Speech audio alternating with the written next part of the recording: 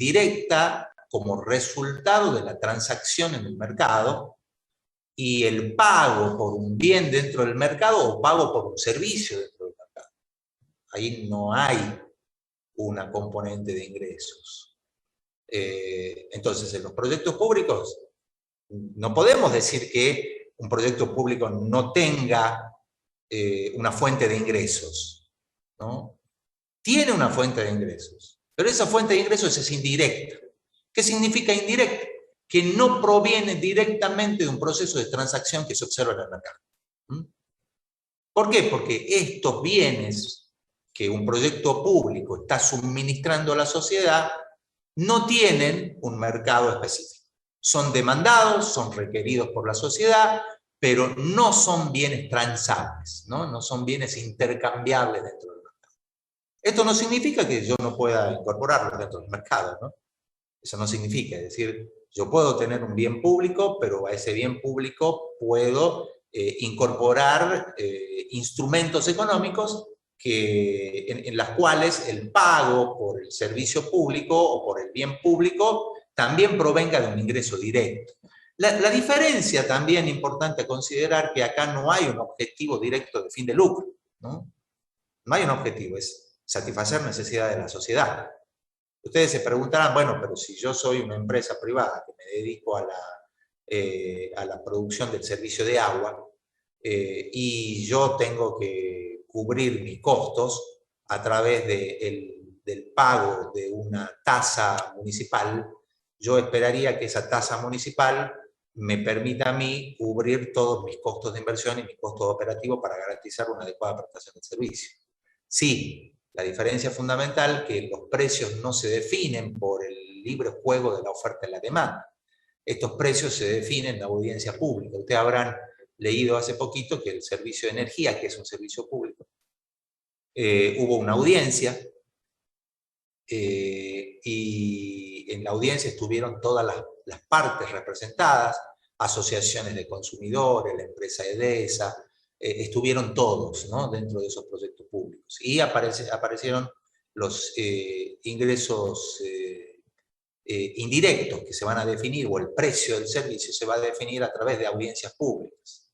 En general, esas audiencias se hacen para ajustar justamente la estructura tarifaria, pero siguen siendo proyectos públicos y los servicios que se prestan siguen siendo servicios públicos, ¿no?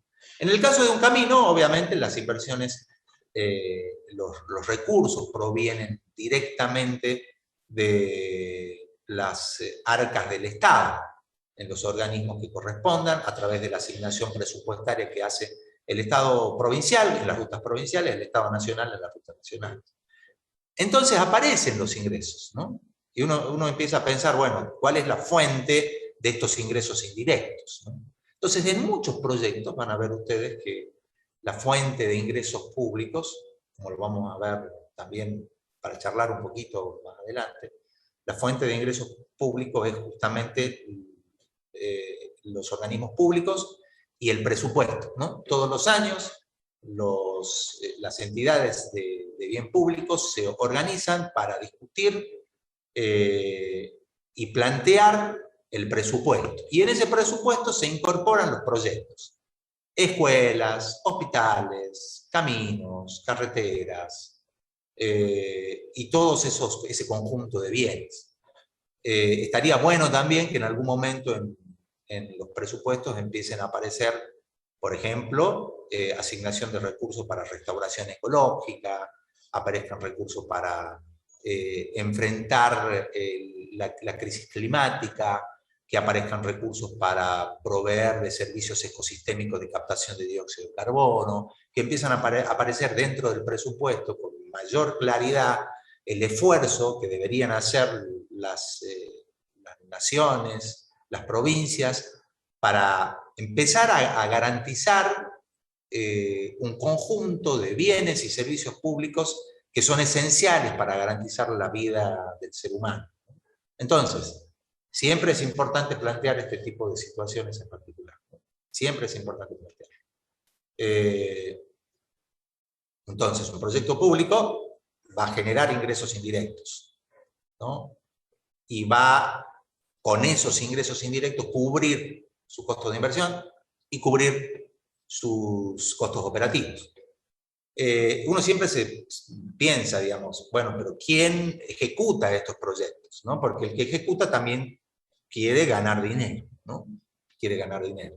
Lo que yo le decía recién de Edesa, que es la empresa energética que hoy brinda el servicio energético a la provincia de Salta y a otras provincias del norte argentino, esa empresa, cuando va a una audiencia pública, solicita obviamente una reestructuración tarifaria.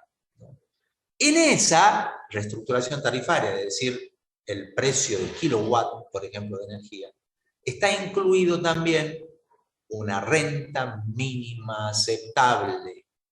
Es decir, la propia empresa fija y luego conviene con el ente regulador de los servicios públicos y con el resto de los agentes económicos involucrados, conviene de alguna manera esa renta mínima aceptable que se incorpora a la tarifa. Es decir, además de cubrir los costos operativos y los costos de inversión, además de cubrir los costos operativos y los costos de inversión, también los proyectos y las empresas que ejecutan proyectos públicos o que prestan servicios públicos incorporan dentro del valor de ese ingreso indirecto esa renta mínima aceptable. ¿Esto qué significa? El día de mañana ustedes están desarrollando, como muchos de ustedes lo están haciendo, un proyecto público de restauración ecológica. El proyecto lo aprueban y lo financian, ¿no? Cuando ustedes dicen que va a financiar la entidad que le va a dar el dinero para que ustedes desarrollen el proyecto y lo mantengan durante el tiempo, en esas componentes, recuerden ustedes que no solamente tienen que poner los costos de inversión y los costos de operación, sino también agregarle una componente de renta mínima aceptable al proyecto. De renta mínima aceptable al proyecto. Para eso tengo que conocer muy bien mis costos de producción, tengo que conocer muy bien mis inversiones y la magnitud de esas inversiones para poder, de esa manera, tener las referencias como para incorporar esa renta mínima aceptable, que le va a permitir a estos emprendimientos que gestionan los proyectos públicos, que son obviamente gestores privados, poder también tener una expectativa de ganancias, ¿no? La ganancia siempre va a estar, siempre va a estar. Salvo que, y esto sí es importante considerar, que el proyecto público sea totalmente ejecutado por la institución pública. Es decir, que la plata salga del bolsillo de los contribuyentes. Ahí no hay una renta mínima aceptable, porque no hay ninguna empresa privada, prestadora de servicios que esté actuando.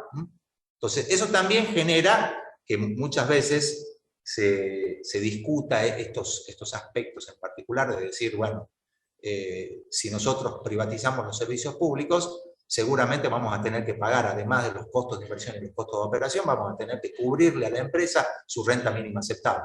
Sí, es así. Mientras que si el proyecto lo hace 100% la entidad pública, debería, entre comillas, la tarifa de ese servicio ser inferior que la tarifa que nos cobra el privado. Simplemente por esta razón, ¿no? Porque mientras el empresario necesita un beneficio adicional, la ganancia, las entidades de bien público, las entidades gubernamentales, no necesitan esa ganancia, no la necesitan. Cubren sus costos de inversión, cubren sus costos operativos, y toda la plata sale del erario público, es decir, indirectamente esos proyectos son financiados por la sociedad en su conjunto, ¿no? En uno y en otro caso, la sociedad financia, ¿no? La sociedad es la que se sostiene estos proyectos públicos. En los proyectos privados, por el contrario, nosotros vamos a observar que cuando producimos un bien que está en el mercado, lo que hacemos es incorporar al bien dentro del mercado y juegan aquí las leyes de la oferta y la demanda que ustedes ya conocen. Ya ahí juegan esas fuerzas del mercado. Y el precio va a ser el resultado de la confrontación de estas fuerzas del mercado. La oferta, por su lado, con su disponibilidad a recibir, y la demanda, por su lado, con su disponibilidad a pagar. Del acuerdo que se genere en los mercados va a surgir el precio. Conociendo, además, que en muchos de los mercados de bienes y servicios privados hay distorsiones, ¿no? Hay problemas, como ustedes conocen de economía, que llevan a que los precios que se fijan en el mercado no sean los precios de eficiencia. ¿Cuándo sucede esto? Cuando lo que está dispuesto a pagar un productor, un consumidor, no coincide con lo que está dispuesto a recibir, ¿no?, un productor. Es decir, cuando la utilidad marginal del consumo no coincide con el costo marginal de producción. En estos dos conceptos económicos que ustedes manejan, están representados el consumidor y el productor. En la utilidad marginal del consumo está representado el consumidor y en el costo marginal de producción está representado el productor. Entonces, en esos casos particulares, lo que sí vamos a ver nosotros, que en estos proyectos privados, la interacción que se produce en el mercado va a generar el precio. Cuando nosotros miramos entonces los proyectos de inversión, y lo miramos en términos de flujo de fondos, a un proyecto público, a un proyecto vinculado a servicios ambientales, vinculados a conservación, vinculados a la generación y a la producción de bienes y servicios públicos, nosotros vamos a ver que esos proyectos no generan ingresos directos, ¿no? Pero cuidado, no significa que no necesiten de un flujo de fondos positivos para cubrir todas las componentes negativas que tiene un proyecto. Todas las componentes de flujos negativos, ¿no? Recuerden esto, ¿no? Porque a veces miramos que cuando ustedes llegan al examen final, estos conceptos no quedan claros, ¿no? No quedan claros. Un proyecto público, ¿no? Hay algo que siempre lo miramos todos los años y nos preocupa porque hacemos un esfuerzo para que ustedes puedan internalizar algunos conceptos y nos frustra un poco porque nos vemos como incapaces de poder transmitir esos conocimientos de manera adecuada para que ustedes puedan internalizarlos. Entonces, nos preocupa el hecho particular de que en algunas conclusiones, por ejemplo, se afirme lo siguiente, ¿no?, en proyectos públicos. Que se diga, por ejemplo, que el proyecto no es viable porque solamente tiene costos, ¿no?, o porque el valor presente es negativo, ¿no? No, eso es un error. No podemos decir que un proyecto es inviable porque solamente tenga flujo negativo de fondos, ¿no? No podemos decir que un proyecto es inviable, un proyecto público, porque el indicador nos da un resultado negativo. El indicador siempre va a ser negativo desde la perspectiva financiera, ¿no? Siempre va a ser negativo. ¿Por qué? Porque solamente vamos a representar nosotros el flujo de costos, costos de inversión y costos operativos. La pregunta que me voy a hacer después es cómo cubro esos costos, ¿no? Esa es la pregunta importante. Pero el resultado que nosotros vemos es las magnitudes de los costos de inversión, las magnitudes de los costos operativos, la magnitud en el presente del esfuerzo, del sacrificio que la comunidad, la entidad que va a desarrollar el proyecto tiene que realizar para garantizar el desarrollo de un proyecto que brinde bienes y servicios a la sociedad. Bienes y servicios a la sociedad. Desde ese punto de vista, podemos decir que un indicador, por ejemplo, el valor actualizado de costo, que es un indicador financiero, es insuficiente para tomar una decisión, ¿no? Solamente me da información vinculada a los costos de inversión y los costos productivos en el presente. Pero no es suficiente el indicador para tomar una decisión para invertir o no invertir en un proyecto, ¿no? Invertir o no invertir en un proyecto.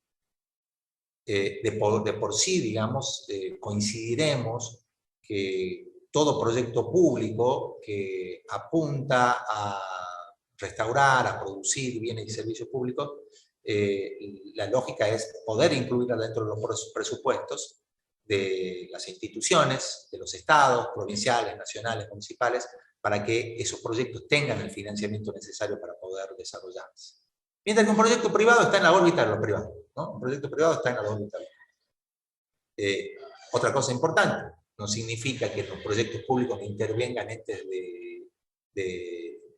entes privados, ¿no? Sí, en los proyectos públicos, que son lo que necesitan la comunidad, y aparecen proyectos nacionales, proyectos provinciales, eso no significa que no existan involucrados en el desarrollo, en la formulación, en la ejecución del proyecto, en los monitoreos, en las auditorías. Eso no significa que no estén involucrados emprendimientos privados, ¿no? Ese es otro error también, que el proyecto público lo hace solamente el ente de naturaleza pública, que es el que pone los recursos y lo ejecuta el proyecto. En general hoy, y esto viene de la década del 90, ¿no? Con las desregulaciones que se hicieron en esa época, y donde prácticamente se les transfiere a las entidades privadas prácticamente la responsabilidad de realizar todo, ¿no? Desde la formulación, hoy por ejemplo se licitan, ¿no? Se licitan proyectos públicos. Entonces ya el Estado no tiene lo que tenía antes, es decir, el Estado era una verdadera empresa que producía servicios y bienes públicos y los administraba, los gestionaba. Hoy el Estado es bastante más pequeño de lo que era antes, y prácticamente se dedica al control de la ejecución de los proyectos. Entonces todo se hace por licitación. Yo cuando quiero hacer un camino, lo que hago es solicitar a una empresa privada, que se hace normalmente por licitación, la formulación del proyecto.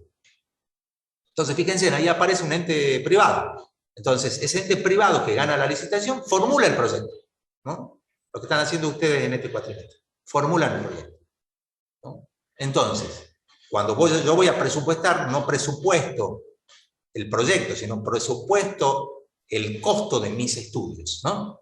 Eso es importante que tengan en cuenta. Yo voy a presupuestar no el proyecto y las actividades y las tareas del proyecto, sino voy a presupuestar lo que a mí, ¿no? Lo que a mí me va a costar desarrollar los estudios del proyecto. Los estudios del proyecto. Va a haber otras entidades, una vez que el proyecto esté formulado y ya a nivel de factibilidad aprobado y listo para su ejecución, va a venir otra licitación. Y esa licitación va a apuntar a el desarrollo del proyecto, es decir, la ejecución del proyecto. Y ahí pueden aparecer otras entidades privadas, ¿no? Esas entidades privadas que van a entrar a la licitación tendrán que hacer sus propuestas en función del proyecto a desarrollar y los números que tenga el proyecto que hayan sido desarrollados, porque los proyectos formulados se presentan con toda la información, ¿no? Incluso ya tiene el estudio de impacto ambiental, tienen todos los estudios están desarrollados. Entonces, el ejecutor del proyecto que va a ejecutar, poner en marcha las inversiones, que es la primera fase, es decir, invertir, bueno, tendrá que hacer su propuesta. La propuesta podrá ser un poco superior a lo que se propone en el proyecto, porque aparecen esos montos, podrá ser inferior, es decir, si la empresa está en condiciones de bajar costos porque tiene, qué sé yo, otro nivel, podrá hacer una propuesta presupuestaria menor y ganará o perderá la licitación en función de toda la información que provea y que sea solicitada por los pliegos licitatorios, y el proyecto entrará en su fase de ejecución, en la etapa de inversión, a través de un proyecto de una empresa privada que es la que lo va a construir. caminos, escuelas, hospitales, ¿no? Acueductos, electroductos, todo lo que la infraestructura pública que necesita el Estado está ahí planteado. Y por qué no también, ¿no? El mismo proceso puede estar asociado a procesos de restauración ecológica de algunos sectores, proyectos de conservación, puede seguir la misma línea, es decir, primero la formulación y financiamos la formulación, segundo la operación y financiamos la operación, y así sucesivamente, ¿no? Ahí tenemos todas esas posibilidades. Finalmente, la parte operativa también puede licitarse, ¿no? También la ejecución del proyecto puede licitarse. Y la gestión del proyecto estar en manos del sector privado, ¿no? También.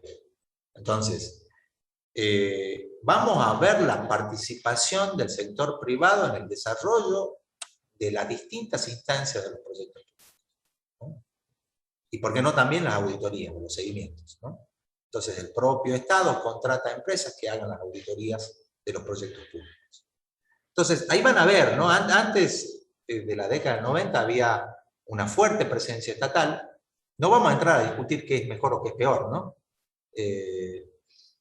Muchos añoran el Estado como esa gran empresa que formula, que ejecuta, que gestiona, ¿no? Que obviamente es un Estado mucho más complejo y mucho más grande del que tenemos hoy, y que en la década del 90 empezó a transformarse. Entonces, delegó en el sector privado todas estas actividades.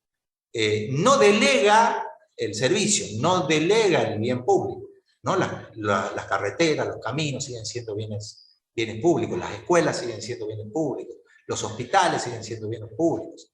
Los hay privados también, sí, pero todo lo que es público sigue dentro de la órbita de lo público, aun cuando la formulación, la ejecución, la inversión y la gestión y operación de esos proyectos esté en manos de algunos sectores privados. Ustedes tienen muchos ejemplos, ¿no? El hospital de niños, por ejemplo, ¿no? Ese tiene gestión privada, ¿no? Es un hospital público con gestión privada, ¿no?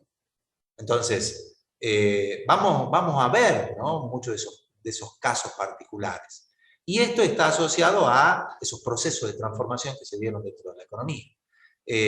Antes, en mi época, todos los servicios eran servicios públicos y esos servicios públicos eran 100% desarrollados por el Estado.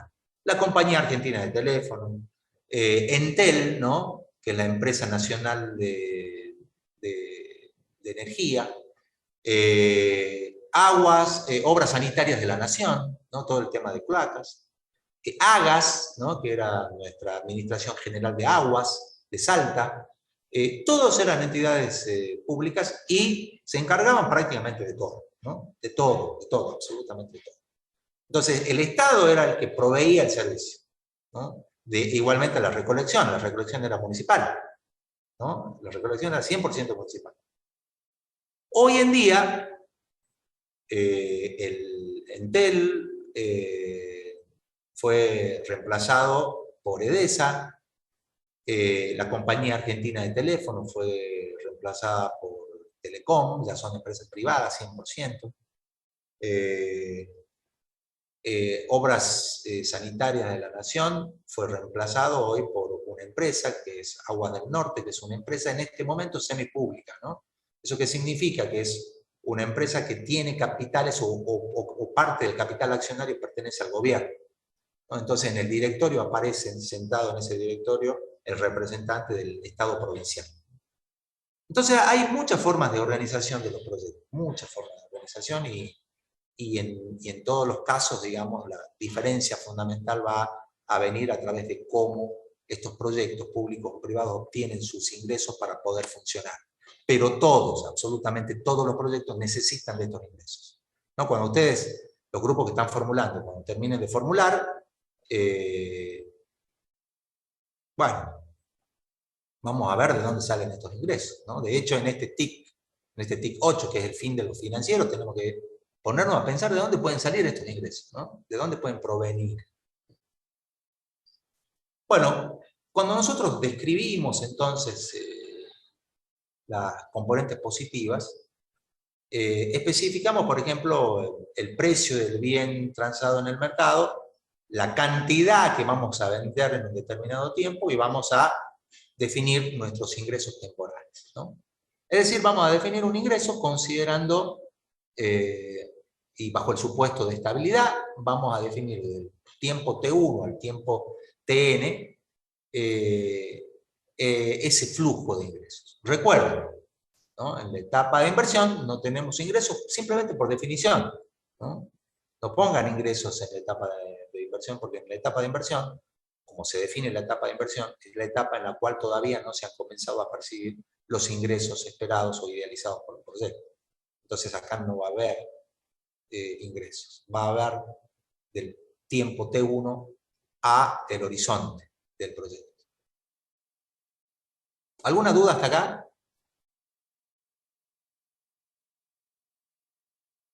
¿Alguna duda, alguna apreciación, algo que pueda surgir de lo que ustedes hicieron, algún punto que quieran ampliar o aclarar? Profe, buen Sí, día.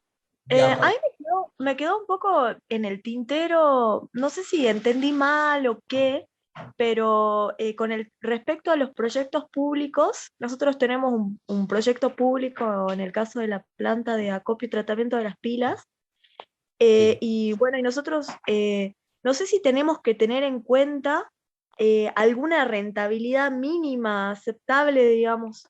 No, como que no sé si tenemos que tener en cuenta la rentabilidad al ser un proyecto público, no me quedó claro eso, digamos. Bueno, ahí Amparo, en el caso de la ejercitación específicamente que vamos a hacer incluso a nivel de idea perfil, nos vamos a focalizar básicamente en identificar de la mejor manera posible todas las componentes de los flujos de fondos, ¿no? Esa va a ser nuestra tarea, es decir, identificar los distintos tipos de inversión e identificar los costos para garantizar la operación del proyecto. Punto, ¿no? Nada más. No vamos a hablar de rentabilidad mínima aceptable, no vamos a hablar... En esta instancia, lo único que nos interesa a nivel de idea perfil, lo único que nos interesa es definir como indicador el valor actualizado de costo, ¿no? Que ya lo vamos a ver enseguida. Es decir, ¿cuánto me va a costar a mí desarrollar el proyecto? Punto. No hay otro. No hay otro. Bueno, Después vendrá... Sí. Sí, Amparo, ¿qué decís? no, le digo que perfecto, entonces que nosotros ya pudimos identificar claramente nuestros costos y eso Bien. también me llevaba a otra pregunta que era, bueno, nosotros ya tenemos nuestro valor actualizado de costos y Bien. bueno, y con eso vamos a pedir financiación a alguna entidad, digamos. Claro, Pero bueno, ahí viene la otra, que sí quiero que pensemos, ya lo vamos a charlar enseguida si querés, bueno, pero está previsto, ¿no? Decir, bueno, che, ya tengo los costos, ¿no? Ya tengo mi proyecto formulado a nivel de idea, ¿no? Perfil. También uno tiene que pensar qué hago con un proyecto formulado a nivel de idea perfil. Yo sé que no puedo entrar a la ejecución del proyecto, es decir, ¿pero qué? ¿Qué hago entonces? ¿No? ¿Qué hago con esto? ¿Qué hago con decir, che, mirá, tengo este número, ¿no? Este número puro, ¿no? El número de costos de inversión y costos de operación. No hay nada más. No hay renta mínima aceptable, no hay nada. Es a ese nivel, ¿no? A ese nivel de idea perfil. ¿Qué hago? ¿No? En estas instancias, nosotros no salimos a buscar financiación todavía, ¿no? ¿Por qué? Porque nos falta, obviamente, seguir trabajando el proyecto, determinar con mayor precisión cada una de las componentes. Si nosotros vamos a hacer lo que vamos a ejecutar el proyecto, tenemos que también, si somos una entidad, digamos, que vive realizando proyectos de esa naturaleza, nosotros esperaremos obtener una renta mínima aceptable. Esa es una discusión que viene a posteriori. Pero en esta instancia lo que nosotros hacemos es definir esos flujos de costos, calcularlo, decir, este es mi VAC, ¿no? ¿Y qué me dice el VAC? ¿Cómo veo yo? ¿No? Porque no solamente tirar el número frío, sino ver, ¿no?, un poquito más cuál es la relación entre la inversión y los costos operativos actualizados, ¿no?, en el horizonte del proyecto. ¿Cómo es esa relación? ¿Cuál es la componente de inversiones que más peso tiene?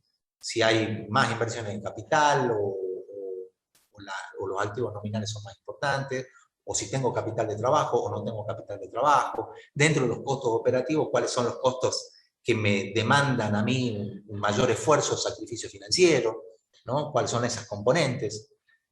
Para ver, también empezar a pensar en la sensibilidad de mi proyecto. Es decir, ¿qué pasa si yo tengo un recurso que necesito en fase operativa y que se produce una inflación diferencial en ese sector y ver cómo altera mi valor actualizado de costos, ¿no? Eso también lo podemos mirar. Recuerden ustedes que lo que van a tener como resultado es un indicador que lo único que nos da información es sobre ese flujo negativo. Después, pensemos que eso lo tenemos que financiar, ¿no? Eso lo tenemos que financiar. 100%, ¿no? No para todo. ¿Por qué? Porque nadie me compra mi proyecto a nivel de servicio. Digamos, entre comillas, nadie me compra. Mi idea, Amparo, es que si mi proyecto está bien formulado, alguien me lo compre, ¿no? Y que yo sea el ejecutor del proyecto, ¿no? O yo puedo vender mi proyecto y decir que lo ejecute otro, y ahí tendré que ver, por eso nosotros les hacemos completar esa tablita en todos los TIC de la cantidad de personas que trabajaron y el tiempo dedicado por cada persona. ¿Por qué? Porque el tiempo es dinero, ¿no?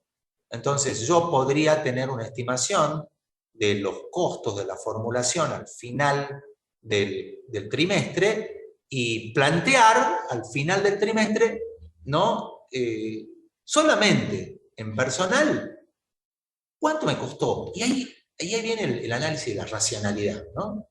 Ahí viene el análisis de la racionalidad. Bueno, ese monto, que solamente, bueno, algunos habrán ido al lugar, algunos han sacado fotografías, otros han usado muchos ordenadores, es decir, también el ordenador tiene una componente financiera, que es el valor de la depreciación, han usado un espacio físico, es decir, han usado una gran cantidad de recursos en la formulación. Pero no vamos a fijar solamente en el costo de la mano de obra, ¿no?, durante el proceso de la formulación. El costo de la mano de obra durante el proceso de formulación. Y nos vamos a preguntar algunas cosas también. Por ejemplo, ¿cuál es la relación entre el costo de la formulación y el costo de la inversión? ¿No? Miren qué pregunta interesante, ¿no? Por eso yo les digo a ustedes, cuando vean números, vean proyectos, pregúntense en cosas. Cuestiónense, ¿no? Entonces, si de repente la relación inversión, costo de la formulación es, qué sé yo, por ejemplo, 2:1, y yo digo, wow, el 50% de mi inversión ha sido la formulación en etapa de idea-perfil. Evidentemente que estamos haciendo mal las cosas, ¿no? Hay un problema de eficiencia interna del equipo de trabajo. ¿Por qué? Porque en el ámbito de proyectos, un proyecto formulado a nivel de factibilidad, la relación de proporciones porcentuales entre costos del desarrollo de los estudios y el costo de inversión, no puede ser superior, no puede ser superior el costo de la formulación al 10% de la inversión. No puede ser superior al 10% de la inversión. Si yo a nivel de idea perfil estoy con porcentajes altos de incidencia de los estudios, bueno, está bueno ponernos a pensar si realmente hemos trabajado esa cantidad de horas, y si hemos trabajado esa cantidad de horas es ¿por qué hemos sido tan ineficientes? ¿No? Y ahí vienen un montón de explicaciones, ¿no?, que está bueno hacérselas. Ya enseguida vemos el tema de qué hacemos con esos números. Pero recuerden, si hay gente del equipo de trabajo como Amparo, y son proyectos que vamos a entregar un bien o un servicio público, No vamos a hablar de renta mínima aceptable, no vamos a incorporar la cuestión impositiva, no vamos a incorporar nada de eso, solamente vamos a tener un indicador, y el indicador es el valor actualizado de costo, punto, ahí terminó el tema, y un análisis cualitativo de ese valor, ¿no? Bueno, una de las cosas que es importante en los proyectos públicos en particular, no significa, cuidado con esto, ¿no? Porque a veces o no nos damos a entender o se interpretan mal algunas cosas, ¿no? Son las dos. Y si están las dos, peor, ¿no? Los beneficios económicos los vamos a encontrar en los proyectos privados y en los proyectos públicos, ¿no? En los proyectos privados y en los proyectos públicos. No es que, como es un proyecto privado, solamente tiene beneficios financieros y no tiene beneficios económicos. Tiene beneficios económicos. ¿Por qué? Porque tanto proyectos privados como públicos ofrecen a la sociedad bienes y servicios. Entonces, ¿qué cosas tenemos que mirar o cuestionarnos, ¿no?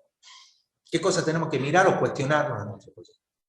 Primero ¿estamos en el ámbito de lo público o en el ámbito de lo privado? ¿Somos un proyecto que va a generar un bien público o un bien que puede ser intercambiado en el mercado?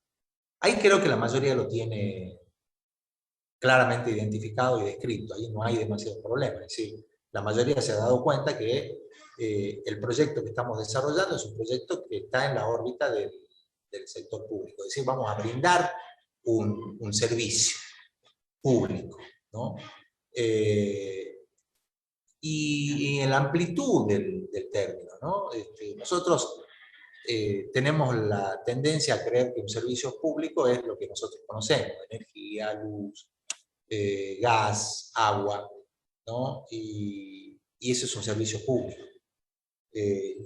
Educación, salud, seguridad, ¿no? Y ahí nos circunscribimos. No, nosotros en nuestro ámbito, en nuestra carrera profesional, también vemos otros servicios que vale la pena, en los cuales vale la pena invertir, ¿no? Y que tiene que ver con la recuperación de nuestro ambiente degradado. Recuperar los suelos, recuperar la fertilidad, recuperar los servicios ecosistémicos, recuperar la diversidad biológica, recuperar todo lo que tenemos a nuestro alrededor. Entonces, ampliemos nuestra visión de lo que son estos proyectos públicos y salgamos de lo que es exclusivamente estos aspectos que tienen que ver con la generación de bienes o servicios, ¿no?, públicos, que tienen que ver con esos servicios producidos y construidos por el ser humano, ¿no? También vamos a desarrollar los otros bienes y servicios públicos, ¿no?, que tienen que ver con estas restauraciones, con estas mejoras ambientales. Bueno, identificado esto, siempre nos preguntamos cómo describimos esos beneficios económicos del proyecto público y cómo describimos los beneficios económicos del proyecto privado, ¿no? Bueno, esto ya hemos charlado nosotros, ya estamos charlando en la parte económica del proyecto, ¿no? Cuando nosotros decimos beneficio económico, hablamos de impactos económicos directos, internos e externos, ¿no? Eso hablamos de los beneficios. Lo que tiene que ver con el objeto del propio proyecto es lo que llamamos nosotros impacto económico directo interno positivo. Impacto económico directo interno positivo. Eso ya lo hemos visto, ¿no? Va a haber impacto económico directo interno positivo tanto en un proyecto público como en un proyecto privado. Tanto en un proyecto público como en un proyecto privado. Es ahí donde yo identifico, ¿no?, el bien que el proyecto le ofrece a la sociedad. Bueno, preguntémonos, ¿no? Preguntemos, ¿qué bien le estoy ofreciendo yo a la sociedad? ¿No? ¿Qué bien le estoy ofreciendo a la sociedad? El grupo que está haciendo plantines, bueno, lo tiene claramente identificado, va a ofrecer plantines, ¿no? ¿Y qué otros? ¿No? ¿Qué le estoy ofreciendo yo? Yo estoy haciendo una recuperación de las pilas, y estoy haciendo esto, estoy haciendo aquello, y estoy, bueno, ¿se han puesto a pensar qué le estoy ofreciendo a la sociedad? ¿Se han puesto a pensar con ese proyecto? ¿No? Hay otros proyectos que están quizás más claros, en esos proyectos de restauración en áreas públicas y en áreas privadas, es decir, recuperar espacios degradados, ¿no? Ahí no hay duda que hay siendo una mejora en el servicio recreativo, tanto público como privado, ¿no? ¿Qué ofrece el grupo que está trabajando con la restauración ecológica del suelo, ¿no? Obviamente uno piensa, bueno, es un suelo restaurado, eso es lo que está ofreciendo. Es decir, está ofreciendo un servicio ecosistémico, ¿no? Está ofreciendo un servicio ecosistémico. ¿Cuál es ese servicio ecosistémico? El servicio de fertilidad del suelo, que en las actividades productivas, económicas, agropecuarias, es uno de los servicios que son los primeros que se pierden. Ustedes van a ver, digamos, que apenas se desmonta y viene la plantación, prácticamente los costos en la fertilización del campo son pequeños, son mínimos, pero que a medida que va pasando el tiempo, la utilización de fertilizantes año por año va aumentando, va incrementándose. ¿Por qué? Porque el suelo está perdiendo ese servicio ecosistémico de la fertilidad del suelo. Está perdiéndolo. ¿Por qué lo pierde? Porque la planta, que si es un monocultivo es peor todavía, está extrayendo todos los recursos que tiene el suelo, ¿no? Lo está extrayendo todo. Entonces, cada día es más el esfuerzo que tiene que hacer el empresario productivo agrícola para sostener los rendimientos por hectárea. Los rendimientos por hectárea. La labranza cero, cuando se incorporó, era la idea de mantener ese servicio, es decir, la incorporación del rastrojo, la labranza cero, es decir, hay toda una serie de técnicas que apuntaba ¿a dónde? Y apuntaba a garantizar el mantenimiento de esos servicios, con el objetivo fundamental de mantener una rentabilidad alta, reducir los costos de fertilización y mantener la calidad del suelo productivo, ¿no? Esto también hay que pensar. Entonces, cada proyecto, qué sé yo, puede haber proyectos que tienen como meta fundamental ofrecer un bien público, un servicio público, pero que aparecen como subproductos, y esto sí, a chequear bien, aparecen como subproductos, no como el bien principal, el bien que se le ofrece a la sociedad fundamentalmente, sino que aparecen subordinado al proyecto un recurso que puede entrar al mercado, ¿no? Eso se llama la economía circular, ¿no? En la economía circular lo que nosotros hacemos es muchas veces obtener, ¿no?, en ese proceso de reutilización o reciclado de materiales, un producto secundario, ¿no? ¿Por qué? Porque en este tipo de proyectos lo principal es la recuperación del ambiente, los servicios, la recuperación del servicio y devolver un bien ambiental, ¿no? La calidad del aire, la calidad del agua, la calidad del suelo, ¿no? Mejorar bienes ambientales, mejorar esos bienes ambientales. Como subproducto de la actividad aparecen otros beneficios asociados que no podemos desconocer. Es decir, yo con los plásticos que recupero de un área, hago ecoladrillo, listo, vamos. Bueno, pero pensemos también, ¿no? ¿Cuál es el beneficio económico principal del proyecto? ¿No? ¿El proyecto es público o es privado? ¿No? Estamos ofreciendo un ecoladrillo que va a entrar al ámbito de la producción de bienes que son transables dentro de los mercados, que tiene un valor ambiental, obviamente. Pero ¿cuál es el principal ahí? ¿El saneamiento? ¿No? ¿La restauración del área? ¿Reducir la degradación ambiental? ¿Ese es el principal? ¿O el principal es el ecoladrillo? ¿No? Bueno, ahí vemos qué está subordinado a qué. Dentro de esa subordinación es importante siempre pensar que si el producto que puede entrar al mercado es algo secundario y lo principal es la mejora del ambiente, tenemos que considerar que muchas veces ese bien que estamos obteniendo como resultado de mi actividad de restauración ambiental, no va a poder compensar todos los costos de inversión y costos operativos. No va a poder compensar. Bueno, y es ahí donde tenemos que ver, che, no me cierran los números, ¿no? Si cierran los números, bueno, mejor. ¿Por qué? Porque estamos solucionando un problema y además estamos autofinanciándolo al proyecto, ¿no? Estamos autofinanciándolo.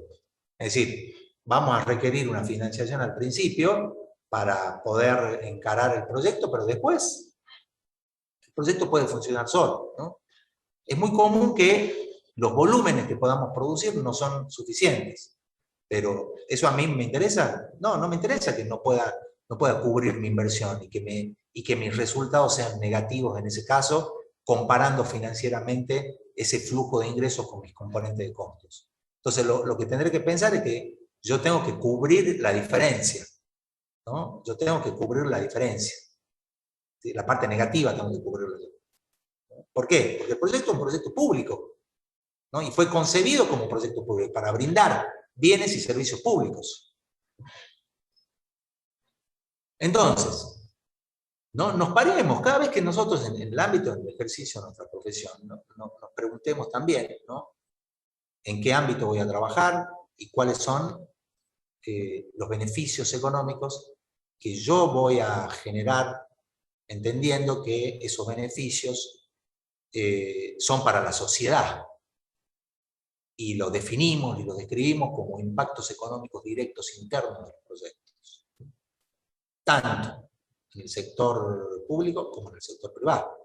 El sector privado, no hay duda, si yo soy una actividad sojera, y bueno, el beneficio económico o el impacto económico directo, interno, positivo, está asociado a, ¿no? Si ya han repasado y han estudiado lo que hemos visto hasta ahora, está asociado al aumento en el consumo de soja.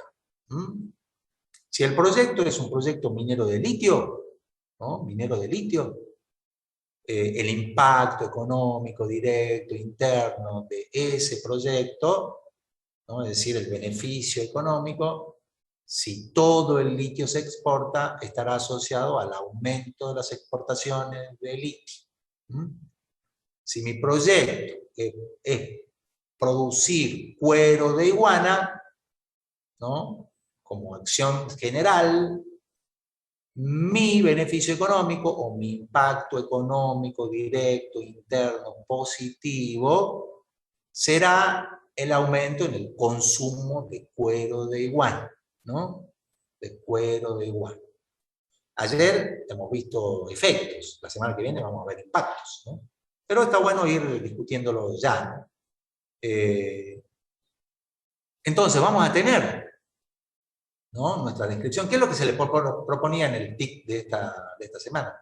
Era, de alguna manera, que el equipo consultor vea su proyecto y diga, mi proyecto es del ámbito de lo público, mi proyecto es del ámbito de lo privado, yo tengo flujos, solamente flujo de costos, yo tengo flujo de costos, pero también tengo flujo de ingresos.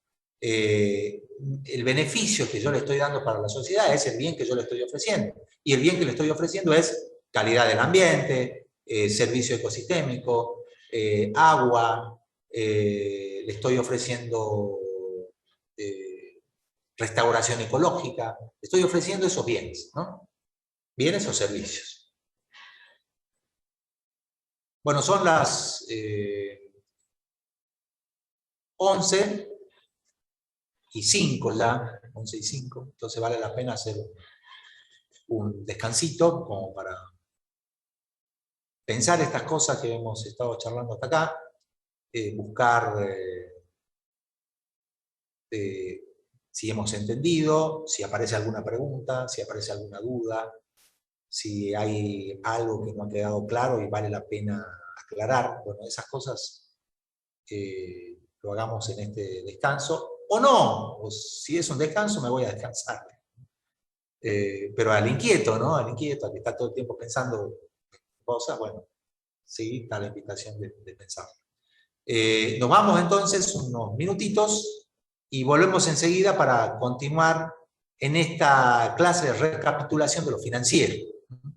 Creo que vale la pena porque Estas cosas que estamos charlando acá, si bien le va a servir a los equipos de trabajo para el desarrollo de sus TIC, son cosas que se discuten en los exámenes finales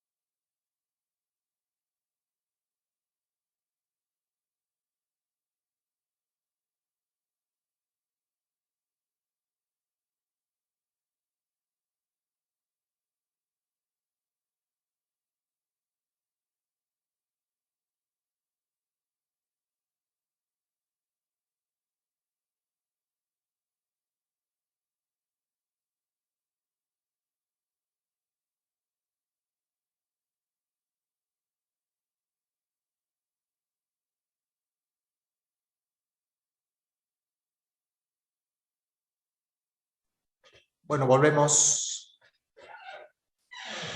a... ¿Surgió en este interín de descanso alguna duda, algo para compartir, algo para plantear al respecto de los estudios financieros, ¿no? del rol de lo público, de lo privado, de los ingresos, de los proyectos, ¿no? de esta diferencia entre los ingresos directos y indirectos, que se vincula mucho a estos proyectos. Siempre fue una preocupación, ¿no? Todos los años, ¿no? Los chicos que formulan proyectos se preguntan, y bueno, ¿y ahora qué hago con esto? ¿No? ¿De dónde sale la componente de ingresos? ¿Quién va a poner la plata? ¿No? Es lo que siempre nos preguntamos. Para el empresario privado que sabe que va a entrar al mercado con un bien a competir, ¿no? En un espacio de mercado, es mucho más claro entenderlo, ¿no? Y en el análisis de sus indicadores verá si le conviene o no le conviene, ¿no? Desde un punto de vista público, tenemos que también demostrar si el proyecto vale la pena o no, o dedicamos nuestros recursos a otro proyecto, ¿no? Eso también es importante discutir. ¿No? Hace unos años atrás, en la zona de Granburg, ustedes han visto que hay algunas cárcavas gigantescas que atraviesan, digamos, al barrio de punta a punta, y había un proyecto desarrollado por el propio gobierno, que era hacer alrededor de esas cárcavas, hacer todo un desarrollo vial, ¿no? Esa era la idea. Era hacer una ruta de subida, una ruta de bajada, con un montón de otros elementos, ¿no? Y ese proyecto se lo presentó ante el Banco Interamericano de Desarrollo, ¿no? El Banco Interamericano de Desarrollo vino con sus equipos de consultores a evaluar justamente la posibilidad o no de hacer el proyecto. Otro proyecto que estaba también dentro del portafolio, llamémosle, ¿no? Porque cuando uno tiene un proyecto formulado a perfil, aparece lo que se llaman los portafolios de proyectos, ¿no? Es decir, no están ya del todo formulados, no están en su etapa ejecutiva, están en la primera fase, por eso se llaman portafolios de proyectos, y en ese portafolio de proyectos aparecen los proyectos a nivel de perfil, ¿no? Entonces había dos grandes proyectos. Este proyecto del Granburg, de la avenida, con toda un área, con luminarias, con todo lo demás, ¿no? Y que atravesaba uno de los sectores quizás con más problemas. No tenían agua, no tenían cloaca, no tenían esto, no tenían aquello, no tenían nada. Entonces, el BID vino a mirar esos portafolios. Y había dos, ese y el de la planta de tratamiento de la zona norte, ¿no? Que ustedes lo habrán visto, eso fue un compromiso de gobierno y finalmente se hizo. Pero se hizo con recursos, obviamente, propios, ¿no? En ese momento, digamos, la comisión del BID vino a trabajar acá y a trabajar los dos proyectos, ¿no? A trabajar los dos proyectos. Yo trabajé en uno de ellos a nivel de perfil muy general, ¿no? Para hacer, para tomar una decisión a ese nivel. Y me acuerdo, fue consultado en ese momento el doctor Segueso para el otro proyecto. Y se reunió en la universidad con el representante del BID. Y claro, prácticamente ninguno de los dos proyectos se justificaba en ese momento, por muchos motivos, digamos, ¿no?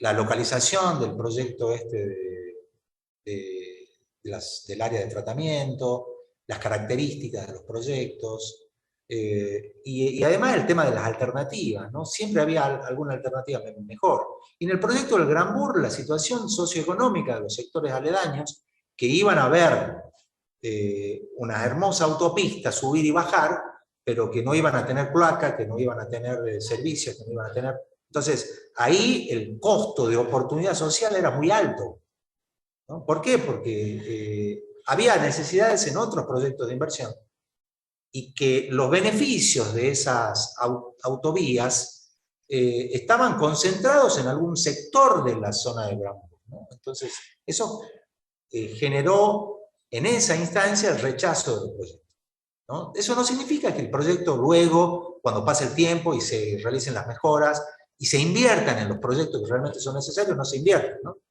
El otro proyecto, bueno, con discusiones importantes en la Secretaría de Ambiente, porque era un proyecto que tiene características muy especiales, está ubicado en una fractura geológica, en medio de un río, ¿no? Era complicado. Pero bueno, había un capricho por parte del señor gobernador en ese momento y el proyecto se hizo igual. Sin financiamiento de BID, porque BID no estuvo dispuesto a financiarlo, y se avanzó en ese proyecto. En el caso de Granburg era un proyecto que realmente no se justificaba de ningún punto de vista para nada. Bueno, ahora miramos los egresos, ¿no? Miramos los egresos.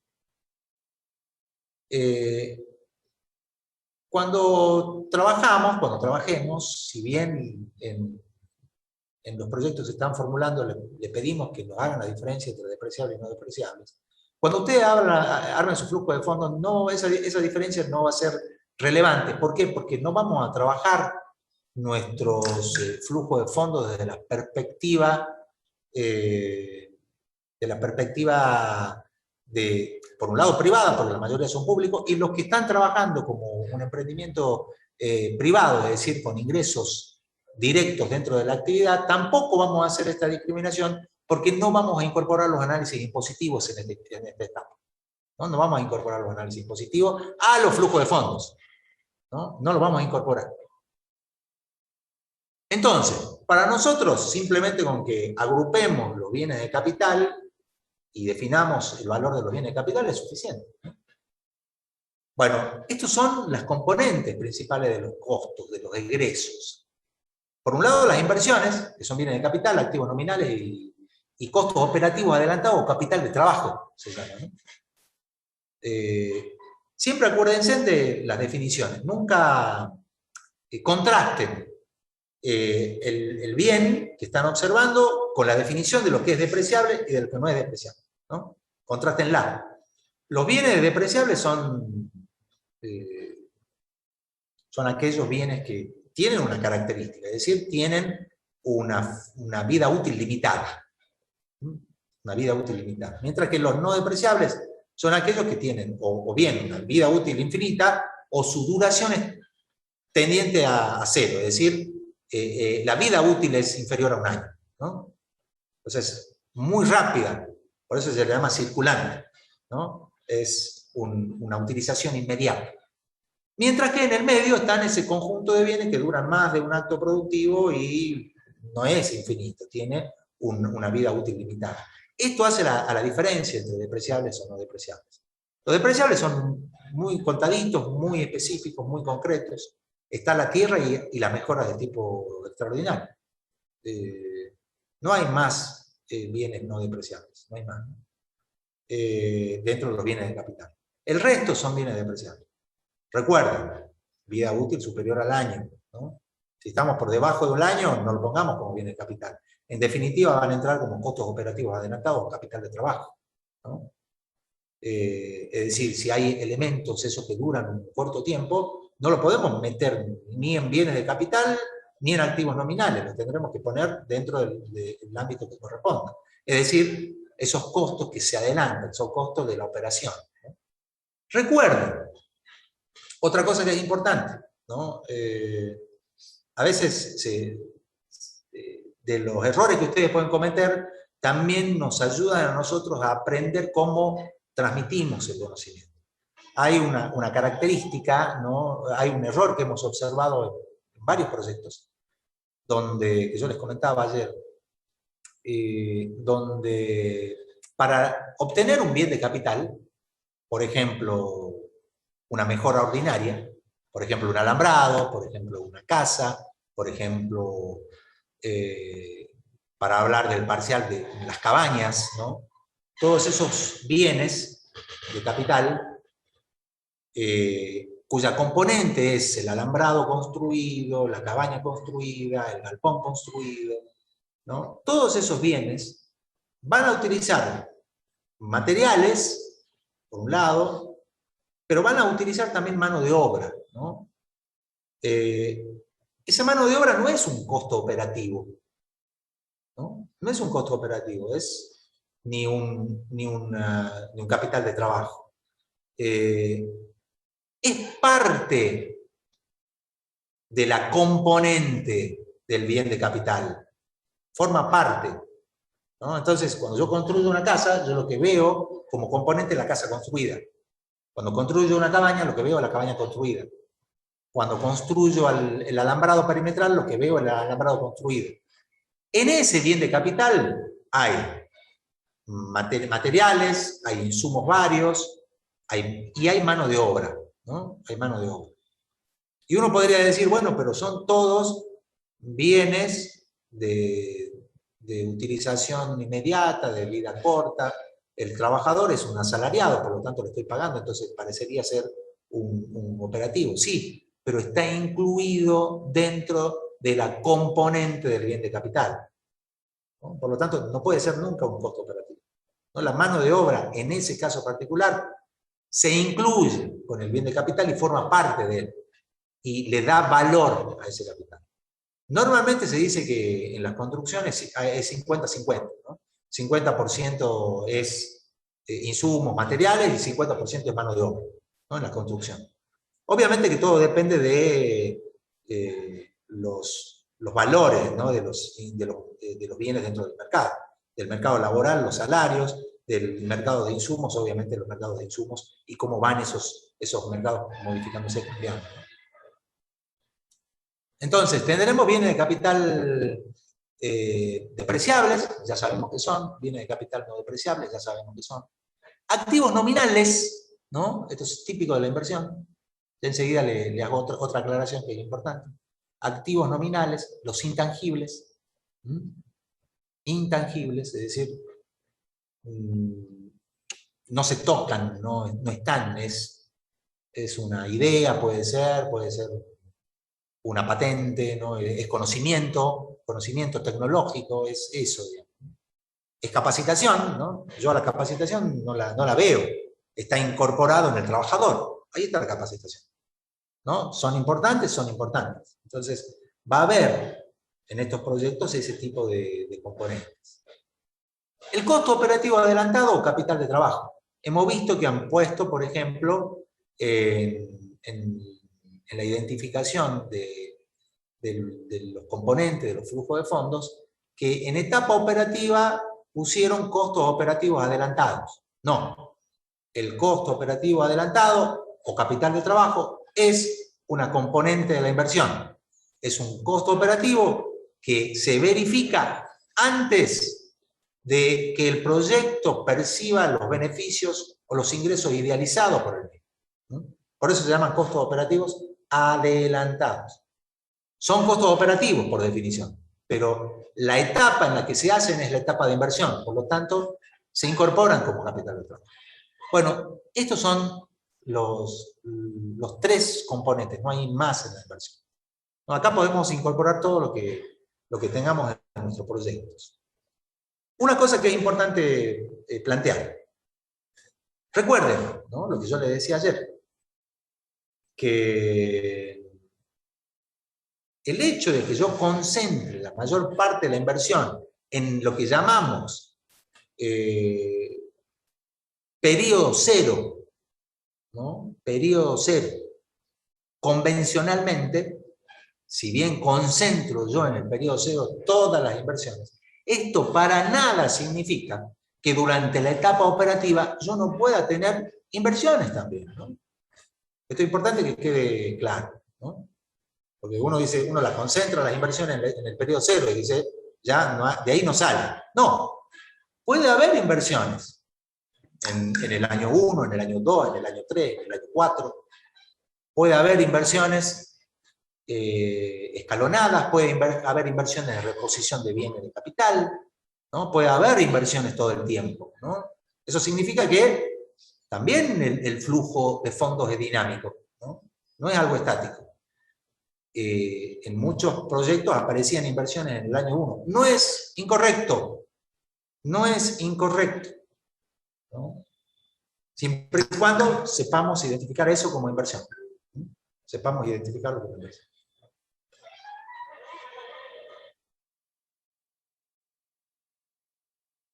Y luego, sí, los costos operativos, ¿no? Que eso sí ya aparecen en la etapa de operación y acompañan al funcionamiento del proyecto. Materiales, insumos, materias primas, mano de obra, ¿no? Todos esos bienes que yo necesito para funcionar, que ustedes identificaron en sus respectivos proyectos, conforman, ¿no? Todo ese gran grupo de costos operativos que garantiza el funcionamiento del proyecto.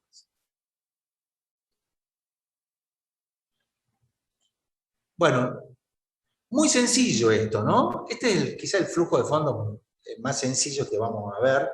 ¿Por qué? Porque estamos en esta etapa, porque en esta etapa es importante que pensemos que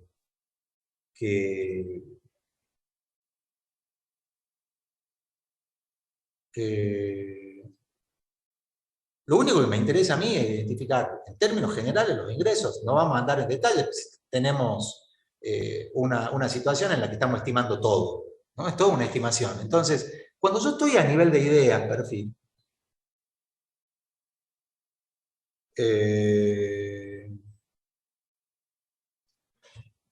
cuando yo estoy a nivel de idea perfil, ¿no? Estoy trabajando en ese ámbito en particular, no hace falta complicarnos demasiado la existencia con el flujo de fondos. ¿Por qué? Porque estamos en una etapa incipiente del desarrollo de nuestro proyecto. Ahora sí, cuando ya estemos a nivel de prefactibilidad y de factibilidad, estos flujos, ¿no? Si soy un proyecto privado, están desagregados, costos deducibles, costos no deducibles, ingreso gravable, las componentes impositivas, está absolutamente todo, el flujo de fondos netos, luego la financiación, el flujo de fondos, está todo completo. Pero aquí, en esta etapa, tiene mucho sentido poner la parte impositiva, por ejemplo, ¿no? Incorporarla en esta instancia. No, porque me interesa más ver las componentes principales de los flujos de fondos, ¿no? Los ingresos y los egresos, ¿no? Obviamente que nosotros sabemos que los impuestos son transferencias que el proyecto tiene la obligación de realizar al Estado nacional, provincial, municipal, ¿no? Obviamente van a constituir egresos importantes, ¿no? Pero en esta instancia, bueno, hacemos algo simple, ¿no? Algo simple. Decía Amparo que ellos ya tienen su indicador valor actualizado de costo, es decir, para ella esta parte de arriba no está solamente la parte de egresos. Y tienen no un flujo de fondos netos, sino un flujo de costos, ¿no? Acá tiene un flujo de costos. Actualizando ese flujo de costos tengo el indicador, el valor actualizado de costos, ¿no? Entonces, no hay mucho más para hacer, ¿no? Desde el momento de la inversión hasta el momento T del horizonte del proyecto. Bueno, ¿qué significa descontar los flujos de fondos, ¿no? ¿Qué significa descontar? Nosotros sabemos que la suma de dinero ubicado en distintos tiempos no son equivalentes entre sí. Por lo tanto, digamos, usamos una tasa de descuento como herramienta de transformación de flujo de fondos, no equivalentes en equivalentes. Nada más. Eso es lo que hacemos, ¿no? Operativamente, cuando yo ya tengo mis flujos de fondos en el tiempo, ¿no? Como están ubicados en tiempos distintos, lo único que hago yo es incorporar esa herramienta transformando los flujos de fondos no equivalentes en flujo de fondos equivalentes, ¿no? Flujo de fondos no equivalentes en flujo de fondos equivalentes. Y rápidamente hago el proceso de descuento, ¿no? Rápidamente hago el proceso de descuento. Entonces, de esa manera, voy a tener sumas de dinero equivalentes que ya las puedo sumar, restar en el presente, ¿no? Ya puedo trabajar. Pero es importante considerar, ¿no? Y acá viene el aspecto más conceptual de por qué incorporo la tasa de descuento, los flujos de fondos. Estamos incorporando también un costo de oportunidad a la inversión. Estamos incorporando ese costo de oportunidad.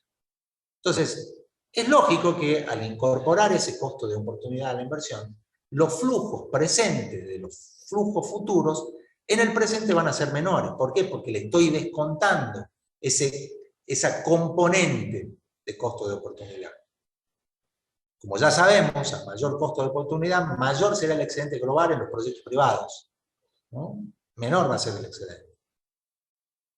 A mayor costo de oportunidad, menor va a ser el excedente global en los proyectos privados.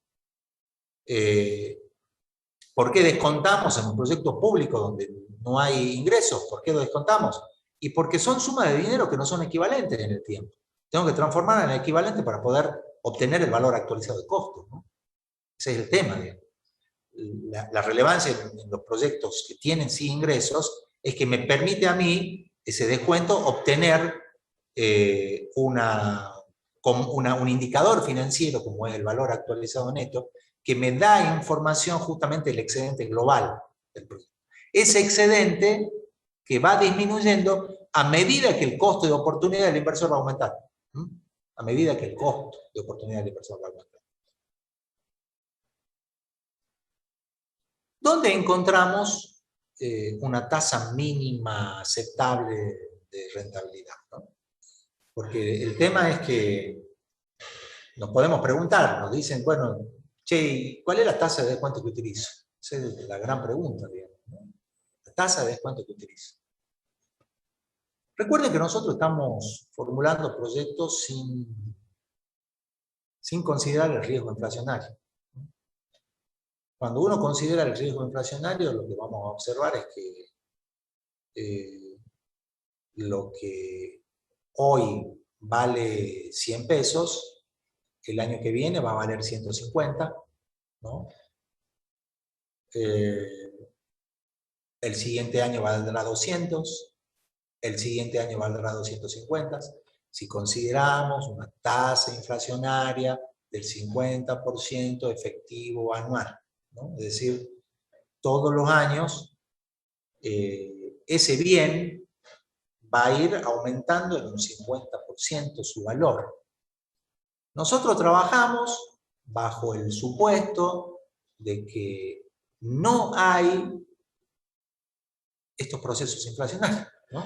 Entonces, cuando yo pongo en esta tablita mi flujo de ingresos y mi flujo de costos, fíjense ustedes que yo, los ingresos que están desde el tiempo T1 al tiempo Tn, los voy a repetir, ¿no? Lo voy a repetir. Y los egresos los defino para el año 1 y los repito hasta el año n. Lo pongo en el año 1 y los repito hasta el año n. Los egresos los pongo en el año 1 y los repito hasta el año n. ¿Bajo qué supuesto? Bajo el supuesto de que los precios se mantienen constantes. ¿Es un supuesto que ustedes podrían decir se cumple?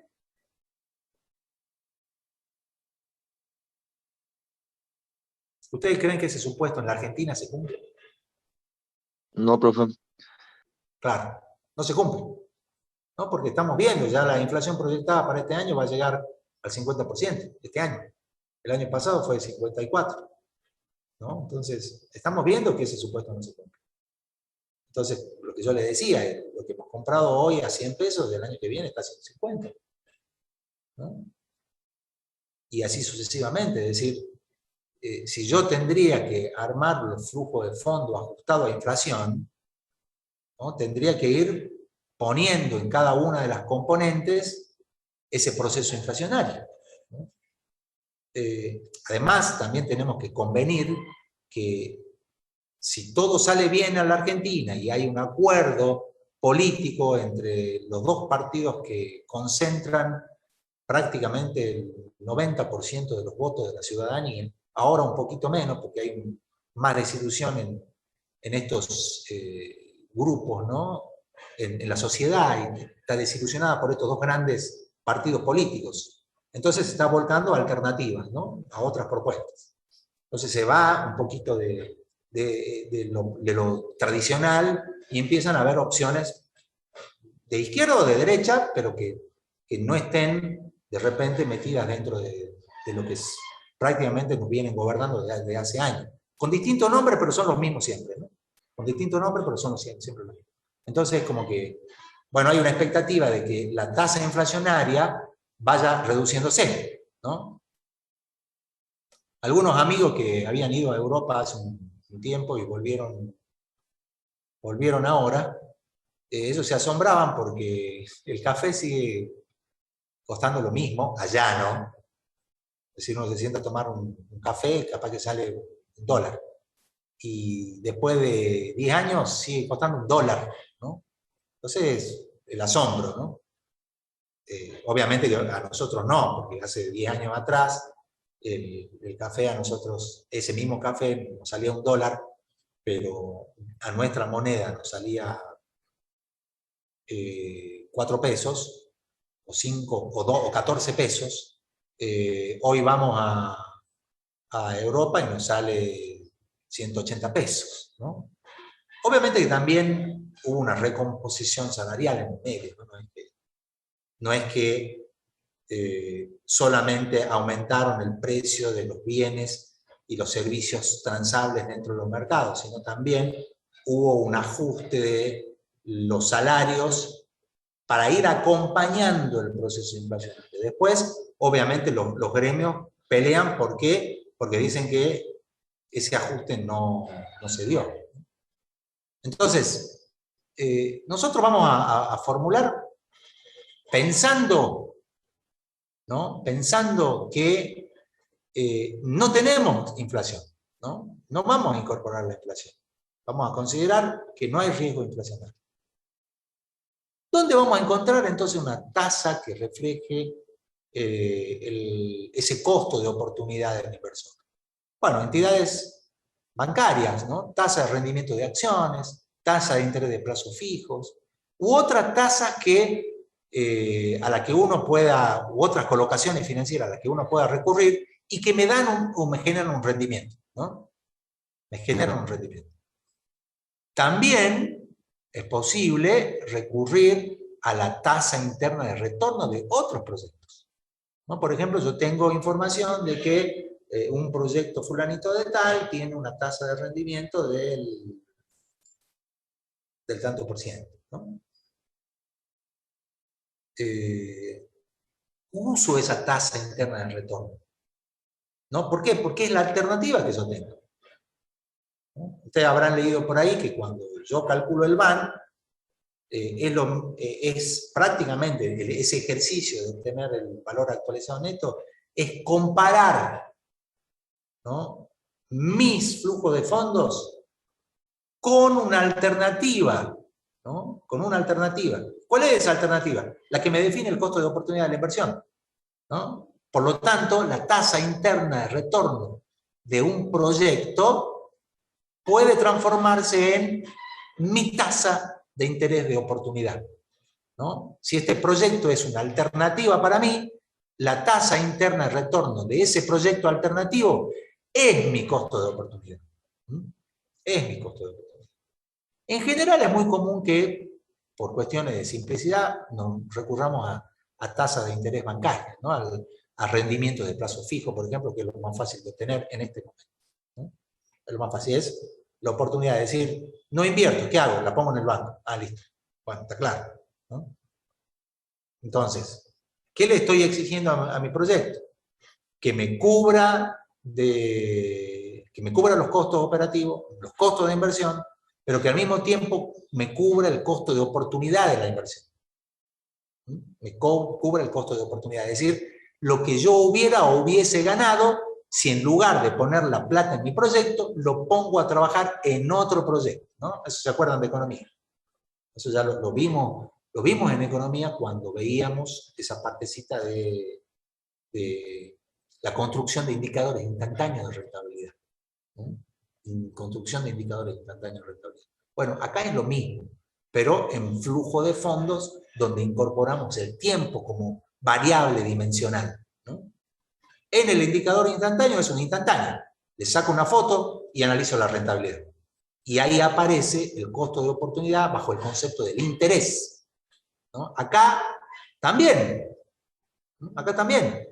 aparece ese costo de oportunidad cuando nosotros descontamos los flujos de fondo y los traemos al presente. Bueno, planteando ahora los indicadores, y sí, en un proyecto privado, los indicadores que vamos a obtener son indicadores de rentabilidad. VAN, TIR, relación beneficio-costo, tiempo de recupero de la inversión. Mientras que en proyectos públicos, donde tengo solamente componentes negativos, vamos a trabajar con el valor actualizado de costos, ¿no? Valor actualizado de costos. Recuerden, por sí mismo este indicador es negativo. ¿Por qué? Porque es el valor actualizado de los costos. Frente a ese indicador no podemos concluir nunca que el proyecto no es viable financieramente, ¿no?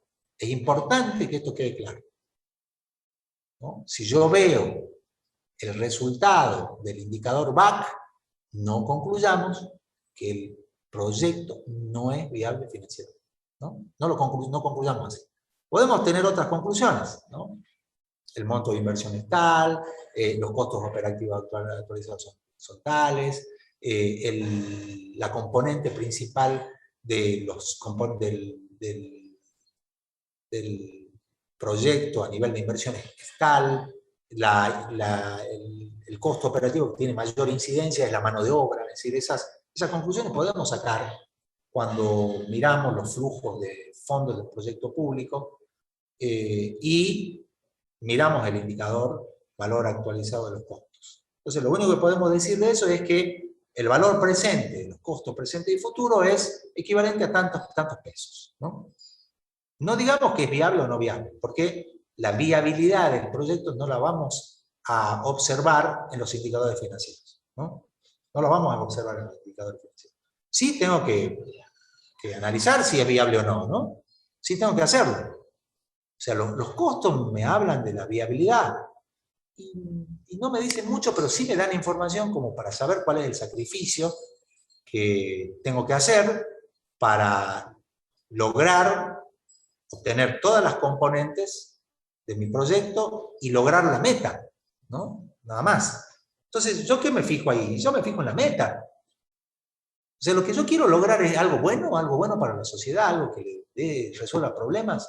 Lo que yo quiero lograr resuelve problemas de la sociedad, ¿no? Bueno, esas son las preguntas que me tengo que empezar a hacer. El área económica de proyectos está para eso.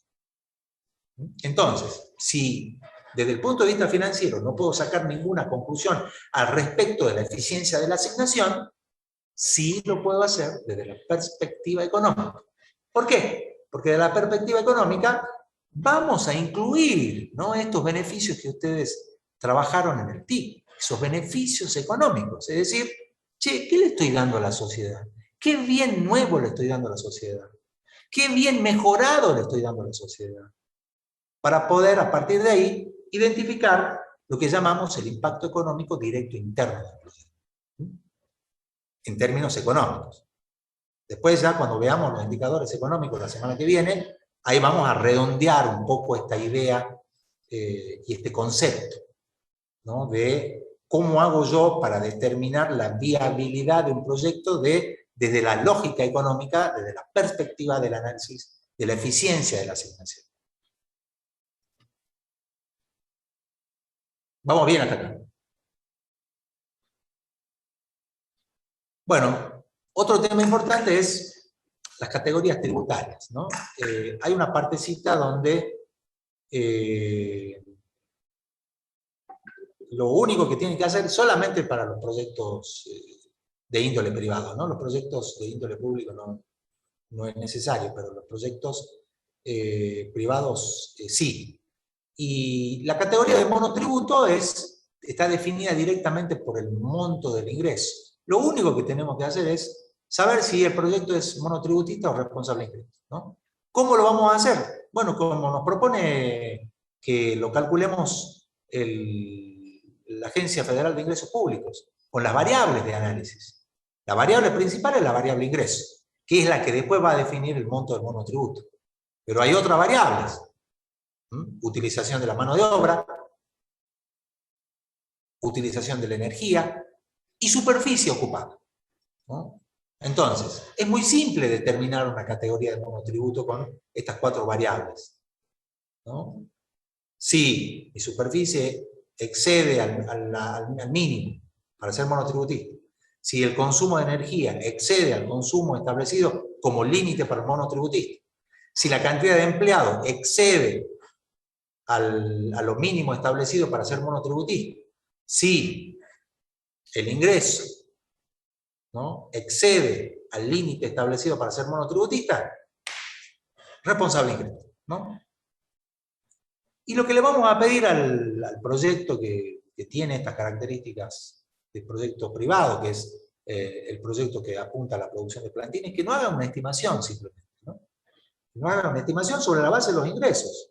Es decir, bueno, el ingreso estimado es de tanto, por lo tanto entro dentro de la categoría tal, ahí en el manual de teoría está la última categorización, y sobre eso defino el monto del monotributo que voy a pagar mensual, ¿no?, del tributo, del monotributo, y establezco automáticamente el monto que yo voy a pagar a lo largo de un año, ¿no? Ese va a ser el único ejercicio que vamos a hacer desde esa perspectiva tributaria para nuestros proyectos que se están formulando a nivel de idea perfil. Otra cuestión que es importante, ¿no?, recordar. Por ejemplo, si ustedes van a ser un equipo consultor que va a trabajar ejecutando el proyecto, recuerden que en la ejecución del proyecto se les va a pagar a ustedes, ¿no?, como empresa. Entonces, en ese caso particular, por más que el proyecto sea público, ustedes van a estar sujetos, como dice la guía de TIC de este año, ustedes van a estar sujetos al cumplimiento de todos los requisitos y las restricciones propias de la política tributaria en la Argentina, ¿no? Es decir, si a mí me pagan 4 millones de pesos para desarrollar el proyecto, yo tengo que contemplar que dentro de esos 4 millones de pesos yo tengo que pagar rentas, pagar ganancias y pagar impuestos municipales si los hay, ¿no? Entonces es importante recordar, ¿no? Yo les decía en un principio que en proyectos públicos en las distintas instancias, hay equipos privados que están trabajando, ¿no? Cuando ustedes estén en la etapa de formulación, haciendo, por ejemplo, estudios de impacto ambiental y sociales, y los contraten para hacer un estudio de impacto social de una minera, ustedes van a tener que facturar como cualquier emprendimiento. ¿Por qué? Porque ustedes están vendiendo servicios personales. Lo que ustedes le ofrecen es ese servicio personal, y el resultado va a ser ese estudio formulado a cualquier nivel. Y les van a pagar, ¿no? Entonces, ustedes también van a estar sujetos a tributación. Si ustedes hacen un proyecto de restauración ecológica, neto proyecto público para recuperar áreas degradadas, ¿no?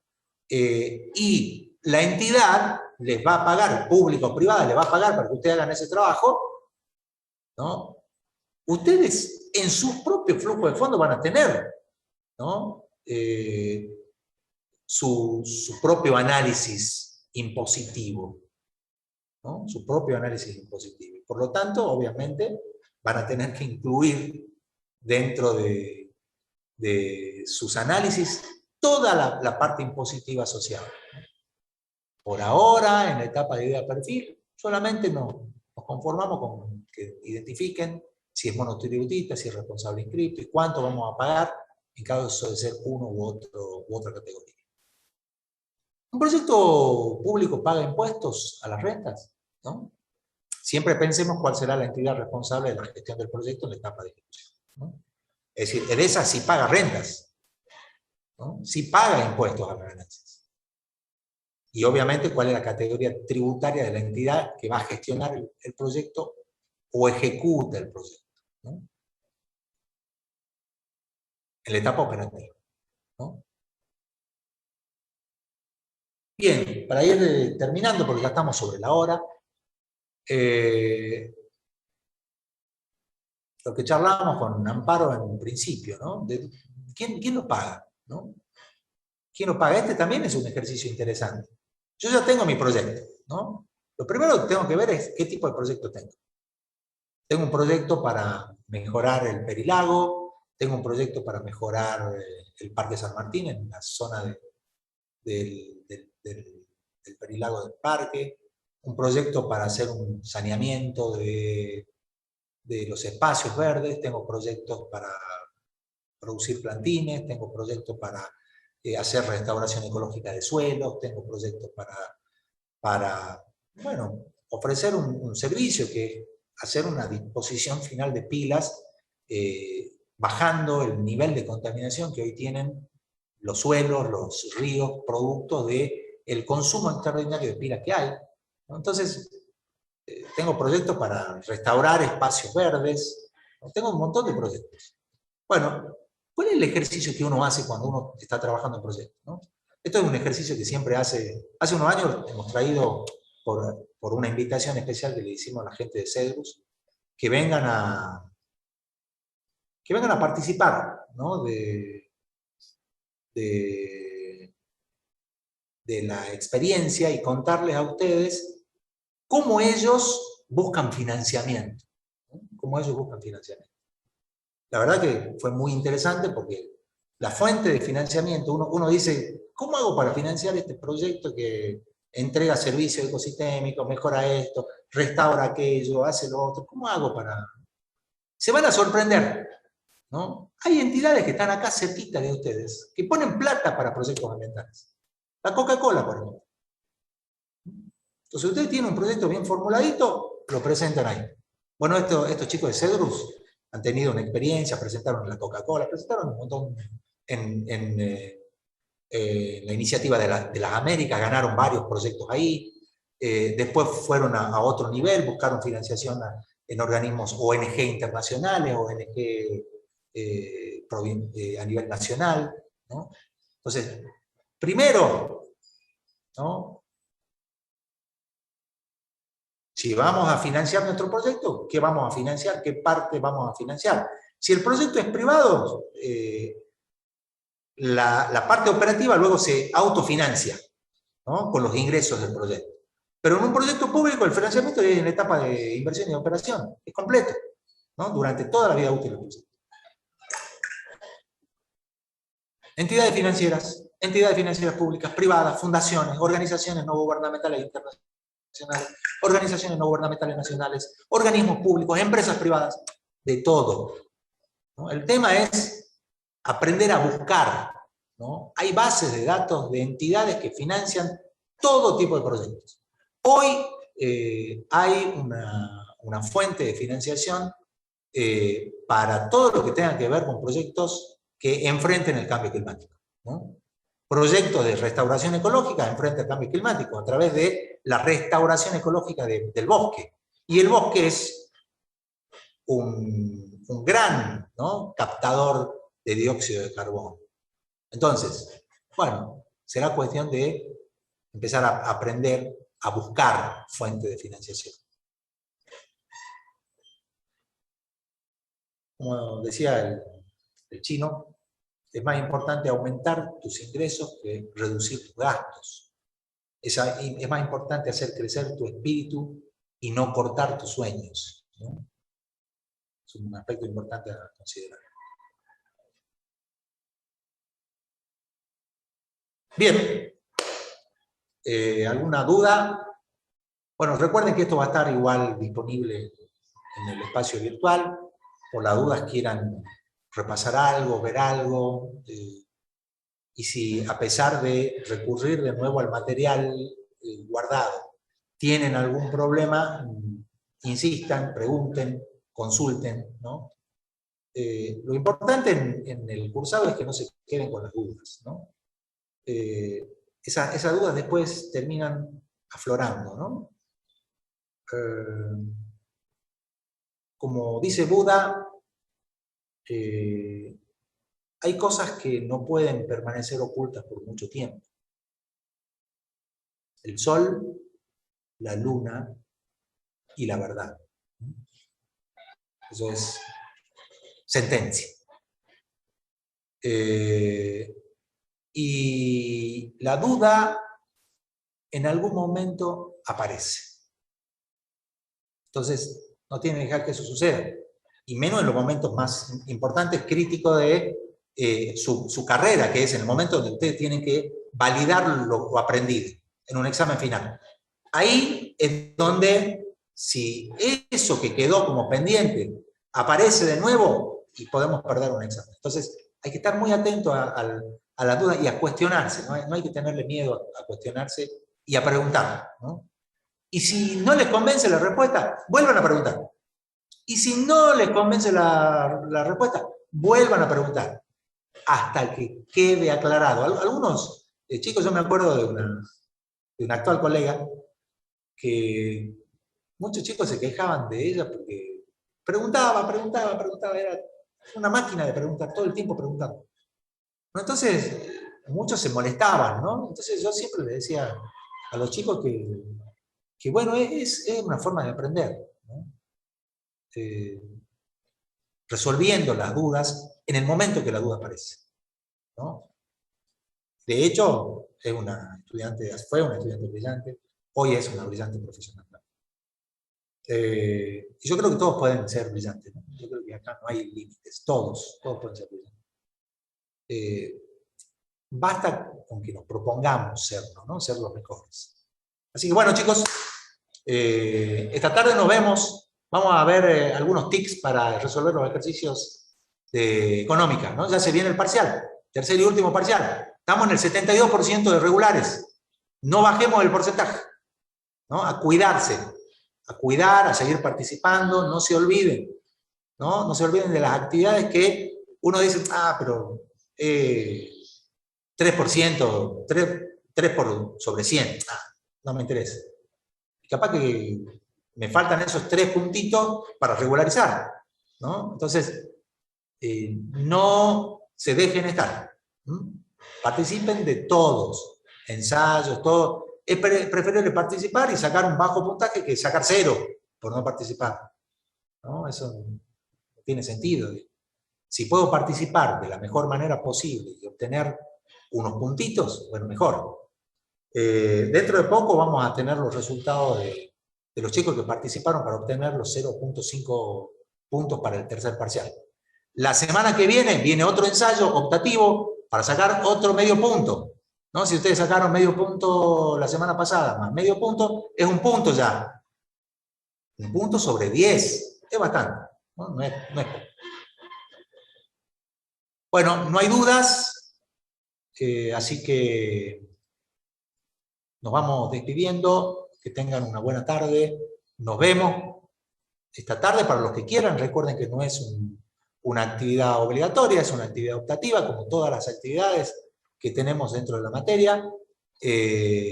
Así que el que pueda o quiera participar puede hacerlo, y el que no puede estudiar por su parte, puede recurrir al foro de consulta para ir consultando las cosas que surjan en las dudas, en el desarrollo de la universidad. Muy bien, chicos, gracias por estar ahí y nos vemos esta tarde a las 16 horas. Saludos a todos y a todas.